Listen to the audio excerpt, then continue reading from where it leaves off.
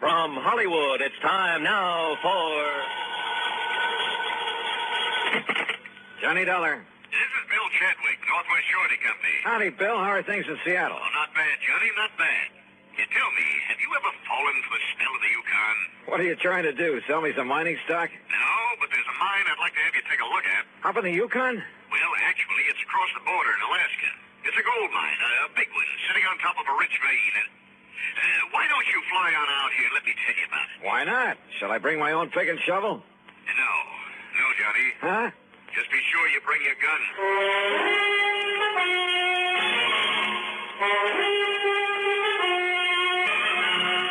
Bob Bailey in the exciting adventures of the man with the action-packed expense account, America's fabulous freelance insurance investigator. Yours truly, Johnny Dollar.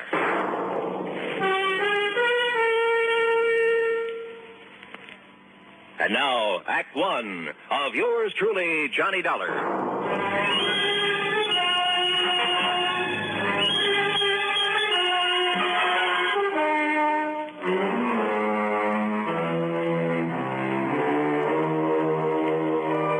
Expense account submitted by Special Investigator Johnny Dollar to the Northwest Surety Company, Seattle, Washington office. Following is an account of expenses incurred during my investigation of the Midnight Sun matter.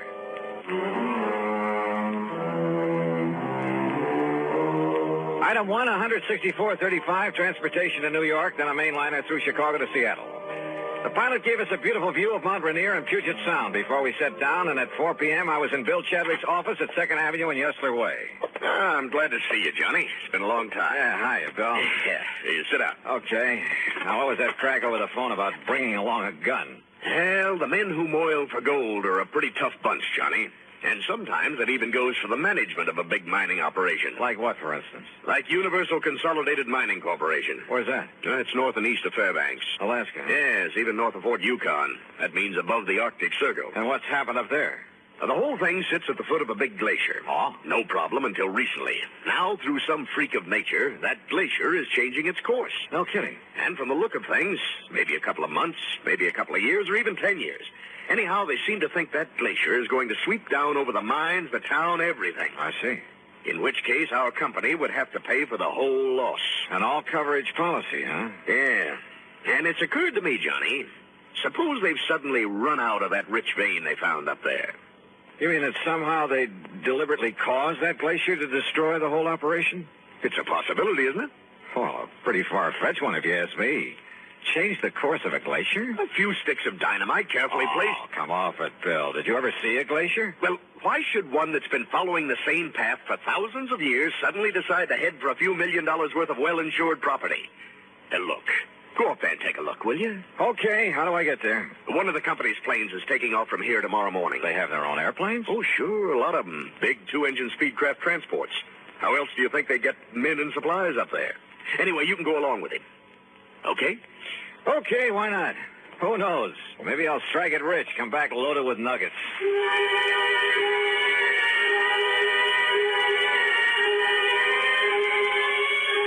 Item 2, $31 even for my room at the Benjamin Franklin and a night on the town.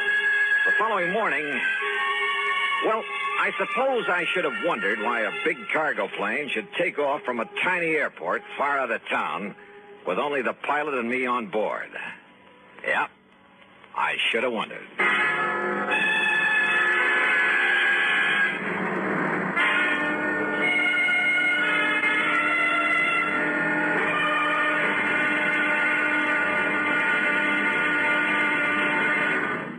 Act 2 of yours truly, Johnny Dollar, in a moment. And now for another episode in the life of Sergeant Donald Bellwether, my husband.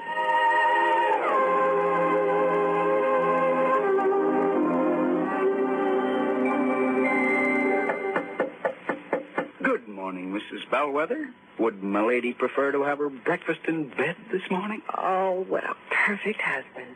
Thank you, darling. Ah, here's the tray with the coffee, the toast, and the orange. Oh, fine. I forgot the orange juice. Hold the tray, honey. I'll be right back. Oh, darling, what happened? I stubbed my toe in the corner of the dresser. Oh, the National Safety Council was right. The what? Last night I read something in a National Safety Council pamphlet. Oh, Reba, how can you sit there talking about a pamphlet when I'm dying a slow, tortuous death? Oh, come over here, darling. I'm sorry. All right. Now, what's this about the National Safety Council? Did they predict I would stub my toe this morning? No, silly. It's just a coincidence. Only last night I read the statistics that prove that more home accidents occur in the bedroom of all places. Yeah? Not the bathroom or the kitchen or the home workshop. The bedroom. Okay. From now on, when I walk around the bedroom, I'm going to wear my combat boots instead of these open-toed huaraches. Well, that might help, dear. But what everyone should be most careful of is taking medicine in the dark. Okay, my living safety encyclopedia. I will now fetch your orange. Oh, you're sweet. And it's just too bad that you nice men are so prone to accidents in the home. And the reason is because you brave men usually tackle the hazardous jobs around the house. Hey, I'll remember those kind words as I slowly limp back to the kitchen. One thing in your favor, though, Sarge. Married men stand a better chance of avoiding fatal accidents in the home. Is that a fact? Mm-hmm. You know, in one state, 75% of the men involved in home mishaps were unmarried. Well, I'm sure glad I'm married. Because the accident odds are better? No, because I like my wife. Even when she first wakes up in the morning. That's my Donald. That's my doll.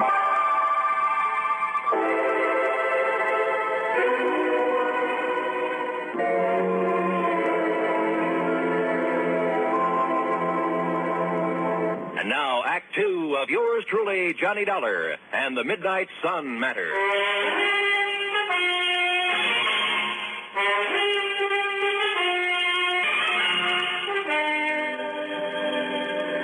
Within a few minutes after I met him at the airport, far east of town the next morning, Cliff Murray had the big twin-engine Speedcraft airborne, and we were heading north to Alaska. And in case you're interested, Dollar, you're the co-pilot on this run. Oh, are you kidding? The only things I've steered around the sky since the war have been Piper Cubs, small jobs. You know something? When you get onto them, these babies are not only just as easy to fly, but a whole lot safer. Want to take over for a while? Well, maybe later. Hey, how come you didn't take this big ship off at the Seattle-Tacoma International Airport? Because of the cargo we have on board. Also, it was quicker and easier to get clearance. We're trying to make time on this trip. The boys up at the mine are a pretty worried bunch these days. Oh, why? Now, there's a big glacier on one side of the property. Oh. It flows down to make the Kanakai River. When it gets warm enough, a couple of months in the year to melt. That's so? But there have been a couple of big ice quakes this spring. Just like earthquakes, only it's ice. And now that glacier's heading for the property. No kidding. That's going to wipe out the airport and everything. Unless they can do something about it. Like what? Divert the course of a glacier? The engineers up there say they can do it. And we've got the stuff for them right here. This cargo we're toting. What do you mean? Oh, didn't you know? No what? Well, we got enough TNT aboard to move a dozen glaciers. Speaking of sitting on a powder keg, and this one had wings. But then after the first shock of realization wore off, well, I even took up Cliffy on his offer to handle the controls for a while. And he was right. The big plane behaved like a doll. By the time we reached Anchorage to pick up mail and food, why, I was all set to make the landing myself. However, with a cargo of TNT aboard, I was perfectly content to let Cliff set her down, which he did beautifully. Then within the hour, we headed north again over some of the wildest country I've ever seen. Beautiful, oh, Johnny. In its own way. Yeah, I never realized there were so many lakes and streams up in this country, Cliff. Most of them are loaded with fish, too. Oh? Yes, sir. It's up. Oh, what is it? I said, greatest fishing in this man's world is right down there below us. Oh, watch your language, brother. I'm liable to strap on a chute and leave you to make the rest of the trip alone. A fisherman, huh? Yeah, you aren't kidding. Yeah, one of my favorite spots, right? Ooh. Hey, what's the matter? Nothing. Just a little twitch in my side, my belly. Doc said it was appendicitis last time, but he didn't want to operate. And holy baby, that was a sharp one. Cliff, anything I can do? No, it's going now. Sure hope so. Sure. It just came on kind of sudden, so. Hey, it's time to call the lads at the mine to be ready for us. How big is the airport up there? 11,000-foot runway. Really? Sure. It's the only way to get stuff in for mines 100 miles around. Speedcraft 231, calling Consolidated. Go ahead, please. Somebody on duty there at all times? 24 hours. Roger, 231, go ahead.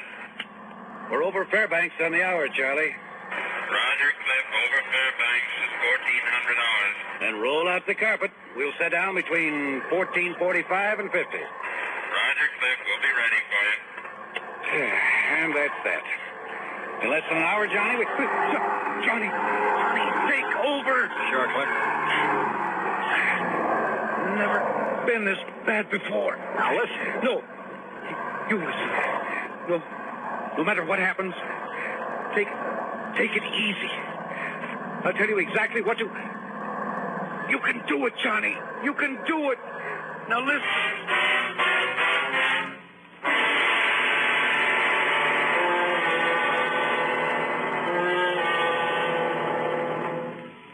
Act 3 of yours truly, Johnny Dollar, in a moment. With your permission, there's something I'd like to talk about for a minute. You know, too many times people try to escape from their responsibilities by having someone else take them over. There was Miles Standish, for example. He was much too busy to ask Priscilla to marry him, so he sent John Alden to pop the question for him. You know what happened. John ended up marrying the girl himself. Of course, if John had had a face like a flat tire instead of being the handsome guy he was, maybe Miles Standish would have married Priscilla instead. Well, actually, I don't know what got me started on this subject, and unless it was my thinking about people who represent somebody else. Take our State Department, for example. Being a representative is one of its biggest jobs. Through the Foreign Service, it helps the Justice and Treasury Departments handle immigration, narcotic, and quarantine problems.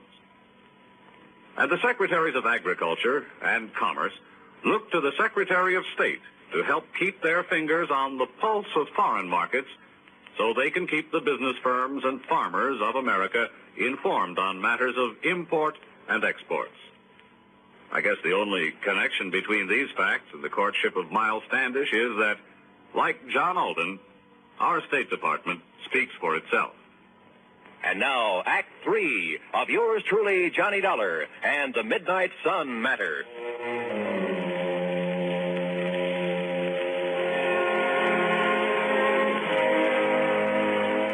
The rest of this report will have to come to you from the records of the airport there at Universal Consolidated Mining Corporation, far above the Arctic Circle. Aboard the big cargo plane loaded with TNT, the pilot crippled with pain, I was a little too busy to make notes to scribble any fancy dialogue. Here, then, is the story as recorded at the tower of the airport. The time is 2:35. Well, there goes the boss's plane to pick up his daughter in Fairbanks, Charlie. Hey, Paul, isn't Cliff about due with 231? You said he'd sit down at a... Speedcraft 231, calling Consolidated. Hey, is that Cliff? Speedcraft 231, calling Consolidated. It doesn't sound like him. Hello, Cliff. No, this is Johnny Dollar. Dollar? Yeah, it's his passenger. Go ahead, Johnny. Clifford. Well, look, I've had to take over for him. He's sick. Clifford. Cliff will give me whatever instructions I need. You sure you can make it, Johnny? Johnny, this is Cliff. Go ahead, Cliff. Johnny can make it. Well, what about that cargo, that TNT? Can you dump it? I can't move to dump it. Johnny can't leave the control. Okay, then, Johnny, we'll give you all the help we can from here. Thanks, Charlie. Have you passed the Snake River marker? In about 2 minutes, I think. Okay, now just remember your letdown is on a heading of 035 degrees from that marker. 035 degrees from the Snake River marker, Roger. And, well, now just take it easy, Johnny. We'll get you down here okay. Thanks, Charlie. Well, it looks like we may have a problem on our hands. Listen, if Cliff says Dollar can bring it down, he can. Just you take it easy when you talk with him.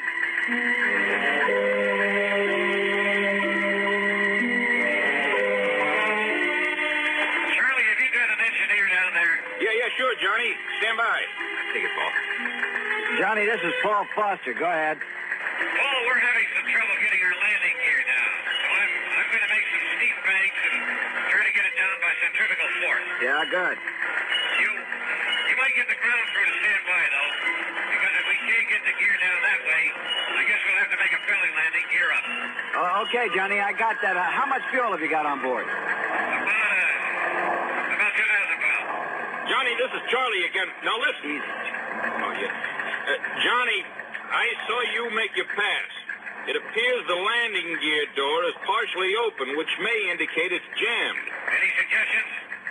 Paul again, Johnny. The only thing I can think of is try to snap the gear out by a sharp pull-up to give it centrifugal force. I've tried that, Paul. Results are negative. All right. Then before we consider you coming in for a belly landing with all that TNT aboard, I'd like to use up some of that fuel. Maybe some of our brains down here can think of something that'll help you out. Okay, we'll go ahead with the regular procedures and whatever else we can think of, and then we'll give you another call. Okay, Johnny. The time is 2:41. Johnny? Johnny, this is Paul again. Have you tried to shear the lock pin on that landing gear? Go ahead. Negative. No, we haven't tried that yet. We want to make sure the doors were not jammed partially closed, and perhaps make it impossible to get all the gear up again. You know, if we do have to make a belly landing. Yeah. Okay. Johnny, have you got full hydraulic pressure? Yes, that's affirmative. Okay. Now, the crew chief isn't up here at the moment, but I'll ask him to come up and he can discuss it with you. Right. Johnny, if it does become necessary to make a belly landing because of the setup they have for handling accidents, you might be better off to do it at Fairbanks. Have you thought about that? I talked to Cliff here. He doesn't think they'd want us to try it with this TNT we've got aboard. Well, we'll radio to him and see. Meanwhile, if anybody comes up with any idea at all, we'll pass it on to you right away. Okay. I'll give you a gas check in a few minutes. Okay. The time is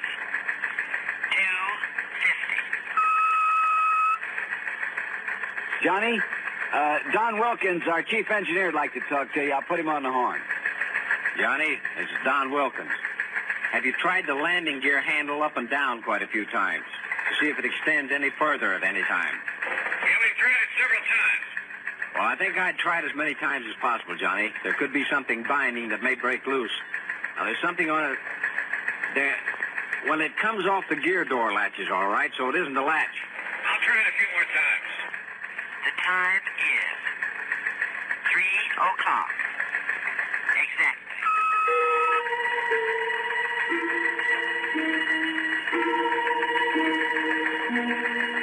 Johnny, this is Paul. How's your fuel situation stacking up now? We have about 950, about 960 pounds. Well, for your information, Fairbanks have advised that they can't take your airplane there because they're jammed up and couldn't clear the field in time. Well, yes, okay. It doesn't look like we'd have enough gears to go there anyway. Johnny, this is Don Wilkins again. Go ahead, Don. If you feather the number 2 engine, and then just as you unfeather it, slam the gear handle down, well, maybe the additional torsion that you get may free the gear. Okay, Don, we've already tried that and we came up negative. I think we're stuck with that belly landing. Johnny, this is Paul. We'll get everything ready for you. Are you VFR in this vicinity? You know, under visual flight rules? Yes, affirmative. Johnny, there's one more thing we'd like to have you try, and that is completely unload your hydraulic system, and then try free-falling your landing gear. Did you get that? I did that twice, Don. No luck with it. But we'll try it again. All right, Johnny, fine. The time is 3:28. Johnny, we're going ahead with preparations for a belly landing down here. I see you buzzed the field a couple of times, so you know how much room you've got. You think it looks like much from up here? Now listen, we're going to foam the runway for you. You hear me? Put foam on it. We're doing it now, and that'll kill some of the friction. And if we can get enough on, it'll help against fire if you have any trouble. How's the wind down there? It's south about 3 miles an hour, just light breeze. Well, I want to know in case this thing slides off to one side or the other. I don't want to run down any of the other airplanes I can see down there. Not if we can help it. Okay, Johnny, take a run directly over the runway and get the feel of it. Will do. The time is 3:31. Johnny, we don't want to seem in a position here of telling you all your business, but I guess we've got to try everything anyone could think of. Yeah, go ahead. on this gear handle business, up and down, throw it in the up position. Just leave it there for a second, and then slam it down and leave it down for, say, 30 seconds after you put it down. You get that? Okay, we'll do that. We hate to be giving you all this intelligence all the time, but if anybody gets an idea, we pass it on to you for what it's worth. But you've got to be the judge. We're glad you fellas are with us. The time is 3:46. Johnny, how's your fuel now? I wasn't back on it much longer. All right. They're laying foam on the runway like crazy, but that foam's only going to last about 25 minutes. Now, assuming they started laying the foam at 30, you should land not later than 55. Yes, well, okay. You give us a word when it's completed. We're going to make one low pass and take a good look at everything. Then we'll come in and land. Okay? Roger. I got your remarks. The time is 3:51.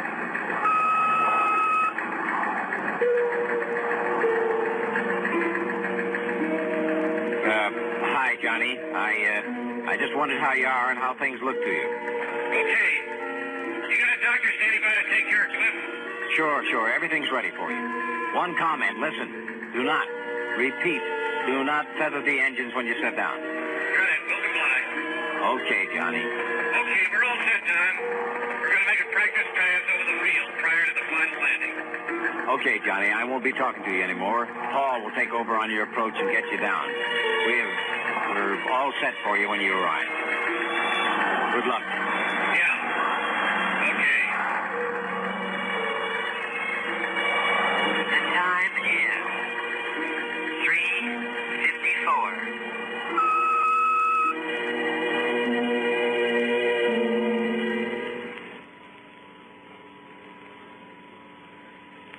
One minute, 48 seconds later, we made a wheels-up landing. Cliff? The company doctor tells me his appendectomy was a complete success. A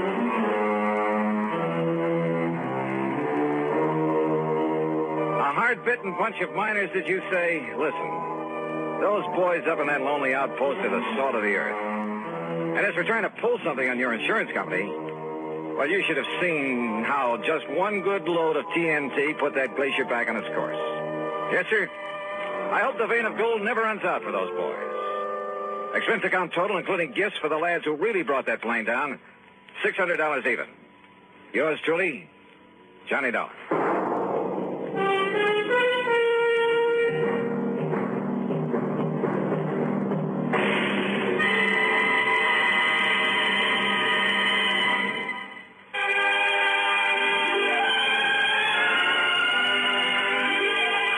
Truly, Johnny Dollar, starring Bob Bailey, originates in Hollywood and is produced and directed by Jack Johnstone, who also wrote today's story. Heard in our cast were Gene Tatum, Frank Nelson, Russell Thorson, Barney Phillips, Harry Bartell, and Forrest Lewis. Be sure to join us next week, same time and station, for another exciting story of yours truly, Johnny Dollar. This is Roy Rowan speaking.